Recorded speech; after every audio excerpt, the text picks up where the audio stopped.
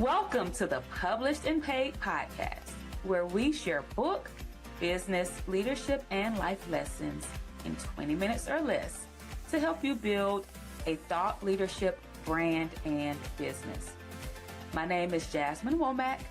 I'm a former middle school language arts teacher turned seven-figure entrepreneur, and I am glad that you are here. Let's get started. Welcome to the Published and Paid podcast. This is the #1 podcast to help women in leadership monetize your expertise through writing and selling a signature book, signature talk, and high-end coaching program. My name is Jasmine Womack, and I am your host. And in today's episode, I'm going to share with you how I made my first $1,000 in book sales with my first book. Now, this year, at the time of this recording this year, I'm actually celebrating 10 years in business. Ooh, ooh, ooh, ooh. 10 years in business. I actually wrote and released my first book, 20 Pearls of Wisdom, A Woman's Guide to Self-Preservation, in 2016. Oh my gosh, I cannot believe that it has been 10 years that have already passed. And now I can share some of the things that I did back then, but I also can look at it in retrospect. I can look at it and speak now, as an authority in the industry with a decade in experience, who's also completing her dissertation on the online coaching business education industry and having generated over $4.5 million, over the past 4 years. And so things that I would do now are slightly different. However, I can't forget where I started, and I understand that everybody is starting from somewhere. And where I started when I wrote my first book, I was a middle school teacher. Matter of fact, I was a teacher when I wrote the book, while I went through editing, when I went through publishing, when I started realizing, hey, I got to market this thing, and I started marketing the book and selling it. And it was an unknown world for me because I was used to going into a classroom every single day, creating lesson plans, strengthening and tightening curriculum plans for the grade level. Those are the things I was used to. I was used to, planning and running department chair meetings and collecting data and doing presentations. Like, those are the things I was used to. I used to use social media for a hobby, but I had always been sharing because the information business was not my first business. I actually come from a line of entrepreneurs, but it was my first time really using the internet to really sell.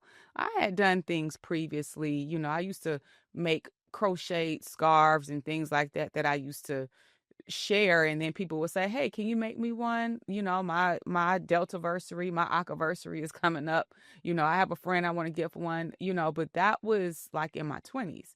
However, when I got into my 30s, now I was actually using the internet to sell a physical product, which was my book at the time. And it was new for me. It was just a new landscape because it's like, now I'm not doing this as a hobby.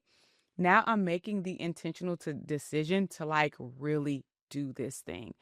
And for me, making my first $1,000 from something that I created, it was so shifting for me because number one, and I understand that now we're in the technological age and everyone is AI this and AI that and things move fast.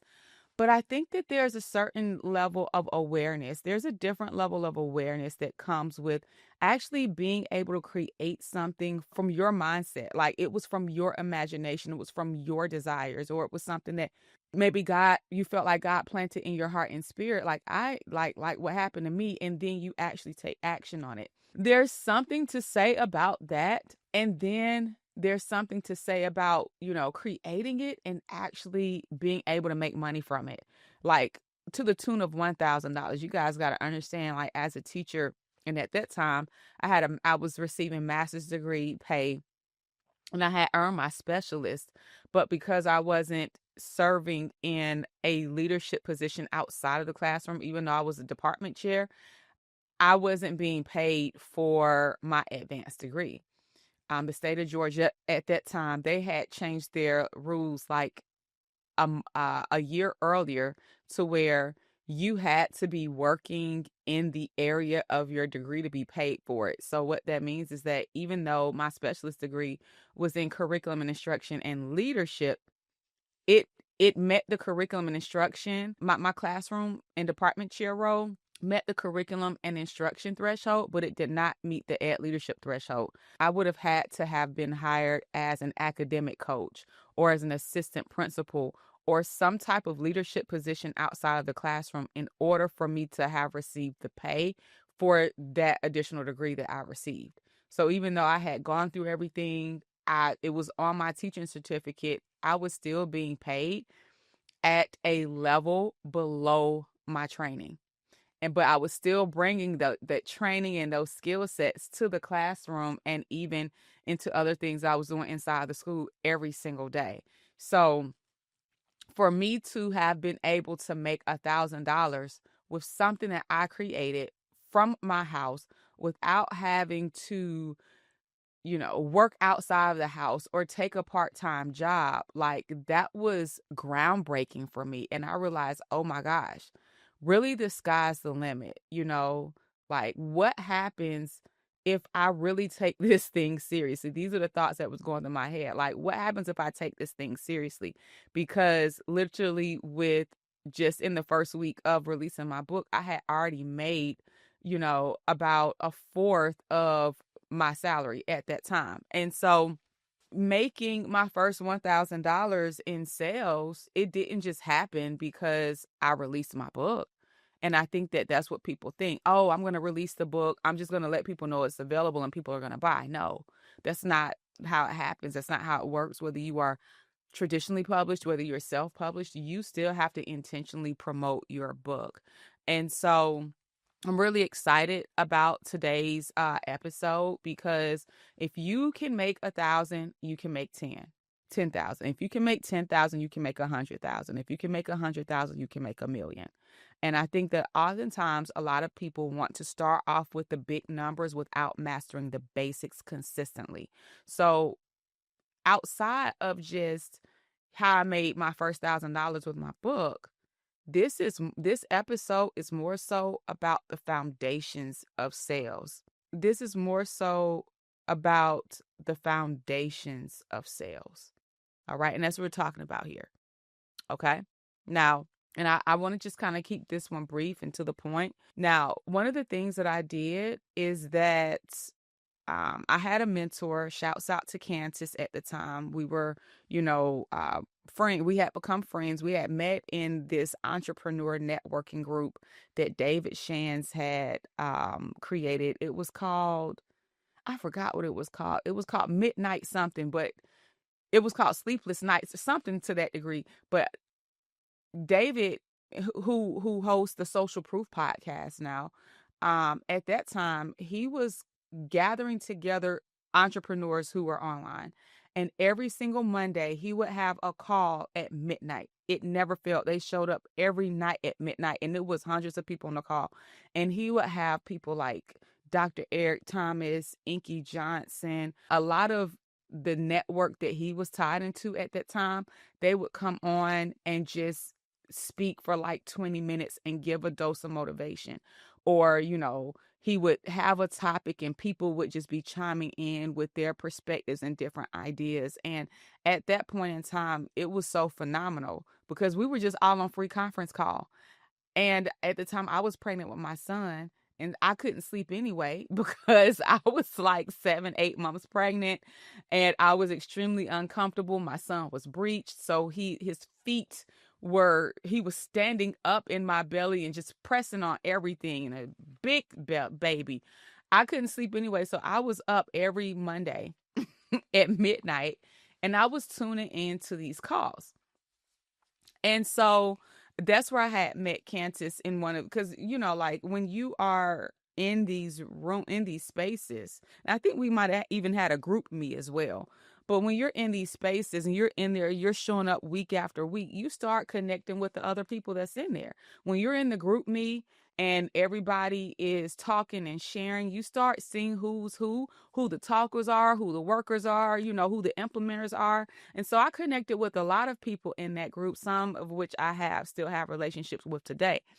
And that's where I met Cantus. And so I forgot how he found out I was launching my book, or maybe I shared it because I didn't know anything about any of this. And in addition to another community that I was in, and at the time I was selling my book for like $13.97.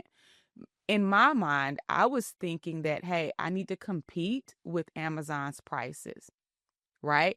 And so when I initially put my book out for pre-order, I was selling it for like $12 or $13. And let me tell you the error in my thinking at that time. I was competing as a self-published author with what was wholesale prices. So when you guys see prices like on these different platforms like Barnes and Nobles and Amazon, you got to understand that those are wholesale prices. You are not selling your book at wholesale. Like, you are doing all of the work individually. And so you do not need to price your book at a wholesale price. Like Amazon or Barnes and Nobles, any given day, they'll just slash prices and run a sale on your book. If you have it uploaded to their platform, they don't need your permission to do that because you sign over those rights when you place your books on those platforms. And so I was preparing for my book launch party. My husband and one of my sorors decided to plan a party because I wasn't going to do anything. Like, we had just moved across town. I had just had a baby, so and my youngest son at that time, he wasn't even 1 year old. He might have been like 6 or 7 months. I was trying to lose the baby weight. I was trying to transition our kids into different schools, and they were literally at different schools. Like, Zion at the time was in elementary school. You know, my bonus daughter, she at the time was in high school. So that was a whole thing in itself. And I was starting a new job. I was starting a job at a new school in an environment and with people that I didn't really know that well. And so I was like, hold up. I literally don't have the capacity right now to plan anything. I got this baby. We've got these kids. We just moved. I got to get the house. Like, I was just like, I don't have the time, space, or space to do a party. But my husband was like, no, you need to celebrate this. And so I was like, okay, go ahead, but I can't plan it. Like, I cannot plan it. And so I actually had a soror of mine who was doing events at that time. She was planning events. So I reached out to her. She collaborated with my husband, and they literally put everything together. Like, she sent me over some decor designs. I mean, they handled the DJ, they handled all of the events, like the furniture rental. We had just moved into a huge house. We decided not to bring any furniture with us, so it was pretty much empty. So we had the space for a lot of different things, and it was just going to be more cost effective for us to have in our home than renting an event space. So that's what we did. And I was talking to Candace about it, and he was like, listen, when we come to your party, or when you have all these people at your party, you guys, you gotta remember, this is pre-Cash App, this is pre-Zelle, okay? This is during the time when everybody was going to the ATMs before they went to somewhere. So he was like, listen, you gotta understand that when people go to the bank isn't gonna give them tens, the bank is gonna give them money in multiples of 20. So you need to make it easy for people to pay you, and you don't need to be in a situation where you're worrying about change. I said, you know what? You are absolutely right. And so it was at that point in time I actually changed the pricing, because I had not done my barcode yet. So I actually increased. I had just been doing pre-orders, and you don't have to have because I was selling through my website. I wasn't necessarily pre-ordering or doing pre-sales on Amazon. I didn't have to have the finalized ISBN to start the pre-sales. And so I was like, at that time, I went ahead and finalized my ISBN and barcode, and I put let me see, what was it? I put I think it was like a $19.99 price tag on it. And then I literally increased the price like $5.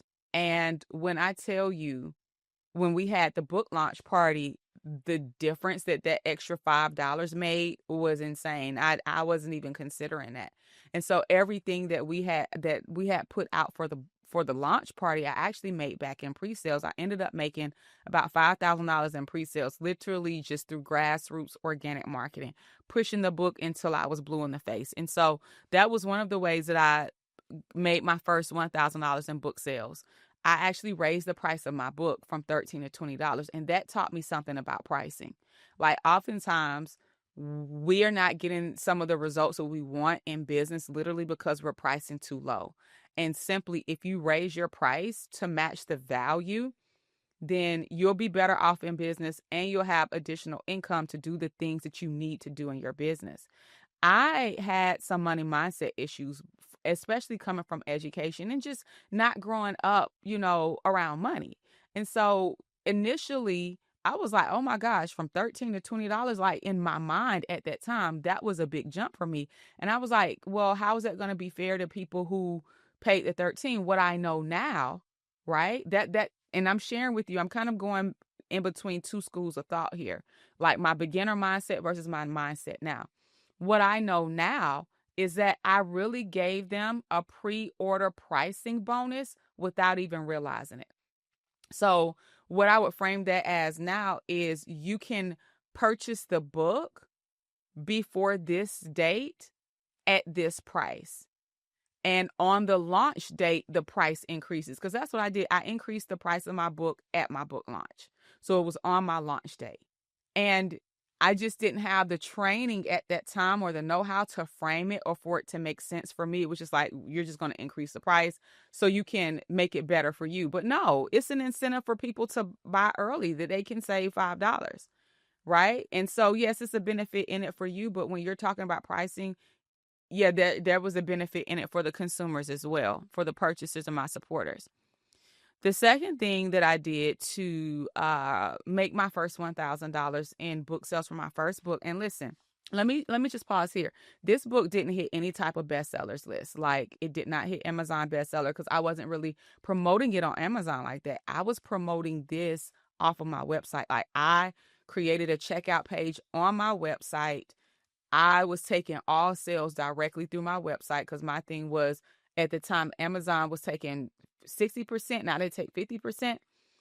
At that time, they were taking 60%. And I was just like, I don't want to just get 40%. I want all the monies from I want to receive all the money from my book. So the best way to do that was for me to I did eventually put it on Amazon to sell, but I wanted to get the money directly. So I just set up a checkout, sold it directly through my site, and then I manually and physically packed the books and shipped them out to everybody that didn't come to the book launch and pick it up there. And so the second thing that I did is that I committed to promoting my book relentlessly.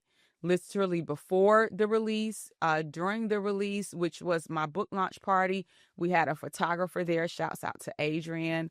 And his wife LaShonda. They did an amazing job on my party. We had a DJ, we had catered food. I mean, we had an amazing time. Another one of my stars, shouts out to LaShonda. She came through. She had a business at that time called Event Photo Cube, and she came and did like a photo booth. Like, we had a great time. And so I was able to promote my book before the event. I was pushing the event. I was pushing the book. Anytime that somebody purchased a copy of the book, I tagged them and thanked them and shouted them out, because that showed other people that, hey, people are actually purchasing the book. And I did this during the pre-orders before anybody even had a copy. I had the copies. I was taking pictures with the books. I was taking pictures and shooting videos with the boxes of books. I was doing all of those things very shy and candidly, but I was doing it, right? My husband, and I will say, at that time, my husband, he was kind of pushing me to put myself out there. He had found the Decatur Book Festival. He signed me up for that because I was too shy to sign myself up for it. And so we went out there, and my mom and my sister, my family, and a couple friends came out to support me. I spoke a little bit about the book, got some footage there. I was just doing little things that I could, but also like really pushing it every single day. And so here's the thing. Even if I say I had multiple book sales in a day, I didn't shout everybody out that same day. I would shout out one person a day. So like, if say I sold 5 people bought a book on a Monday, but nobody bought a book on a Tuesday. Well, I didn't shout all 5 people out on a Monday. I would just shout each one of them out each day of the week, because it looks like somebody's buying a book every day. So that's the same strategy that I use with my book launch party. I didn't just put in pictures out a little bit at a time, so that now I had content that I could spread out over the days, over the time, right? And these types of strategies, even though it was something that I used to begin, this type of stuff still works. Don't get it twisted. And so even after the book, now after the book release, I saw a decline in sales, but that's when I realized that that was when the work started. Like beforehand, it was friends, it was family, it was people that knew me, because nobody was really writing books or anything like that back in 2016. I mean, honestly, a lot of people still are not. So I had my supporters who were my warm market. And so after my warm market or my warm audience or the people that knew me had been tapped out, that's when we say, like, you start hearing crickets, the sales slow down. And that's when I realized that the work started. So that's when I realized, you know what? I got to get serious about getting in front of new people. I've got to get serious about speaking. I've got to get serious about doing different things and continuing to sell this book and sell the message of the book. Now, in hindsight, if I knew then what I know now, I would have definitely changed the title of my book. And when I get some, I'm working on my doctorate now, so I don't have the capacity, but it's always been my goal to come out with a second edition of this book, because it's a really great book with some timeless principles for young professional women. But you wouldn't know that based on the title or the subtitle. And so I would definitely tighten up the content a bit. I would retitle this so that it directly and specifically appeals to young professional women, because that's who I was writing to. Young college age women and young professional women. And I would double down going into professional conferences, organizations for young professionals, events for young professionals, and being more of like that big sister or nowadays that aunties. Being more of that big sister or that auntie or that, that friend that's going to tell you what you need to know, even if it's not what you want to hear. And so that's something, knowing what I know now, that's something that I would do instead of only trying to focus on individual book sales, right? I would definitely create personal growth and development talk, one core personal development talk as an extension of this book, and likely one digital product. I can't even say that I would do a community, and I ended up doing a community. At that time, it was a membership community, and I learned a lot just about memberships at that time and things of that nature, which is why I would kind of probably approach that a bit differently now. All right. And so the third strategy that I implemented to make my first four figures in sales from my first book is that I actually made the decision that I was going to monetize my book. And I want you to understand that this is so pivotal, because a lot of times people will write books and in their minds, they've accomplished something because they've written a book, and that's great. But when you want to take your sales beyond your book, you have to make the decision that that's what you're going to do. And you have to make the decision that you're actually going to do the work required to monetize it. And that's not just being in creation mode. That's not just being in development mode. That also includes you being in promotion mode. That also includes you being willing to speak up, to be seen, and to be heard. And it's literally like if you knew that the rest of your life or your next level in business or your next money milestone was literally dependent upon you showing up and sharing your voice, would you do it? And would you do it consistently? Now, I do want to say this, because we are in the age of AI and we're at a point in time now where things exist that they didn't exist 10 years ago. Like now people have AI agents, and there's this whole debate about whether or not if you're sharing information, an AI agent can just duplicate you. And while that's true, while that does exist, while AI agents can duplicate you, and they've got some now that look so very real, right? And they sound real and they feel real. I'm not against getting along with the times or anything like that, but my thing about using an AI agent to speak for you is that now you have a machine that represents you. You're feeding your information to the machine and people are connecting with it and not you. So I can't say like that's not something that I've chosen to do in my business. But what I will say is that, and I haven't seen it yet. I'm not saying it doesn't exist, and I'm pretty sure it does exist because AI just pulls information from everywhere. But while a lot of artificial intelligence can share information, the thing that it lacks is heart. The thing that it lacks is story. The thing that it lacks is that real life experience. And that's what you bring. You bring the story and the experience of resilience. You bring the story and the experience of a breakthrough. You are the one that are able to literally tap into people's emotions because you have the ability to connect with people. And that is something that artificial intelligence, no matter how much information it spews out, literally does not have the ability to do. At least not yet. Okay. So, all right. So, in closing, I just want you to know that when you want to monetize your book, you want to, make over $1,000 or your first $1,000. Definitely come back, listen to this, implement it, and do it over and over and over again. All right. So, I'll see you guys on the next episode. In the next episode, now we're going to take it up a notch. And in the next episode, I'm going to be sharing with you how I actually turned this same book from my first $1,000 in sales and turned it into $124,000 within 18 months of its release.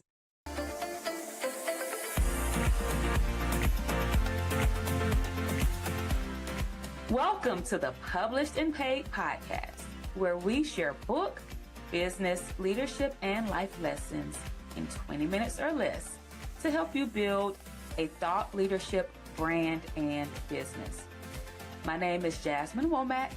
I'm a former middle school language arts teacher turned 7-figure entrepreneur, and I am glad that you are here.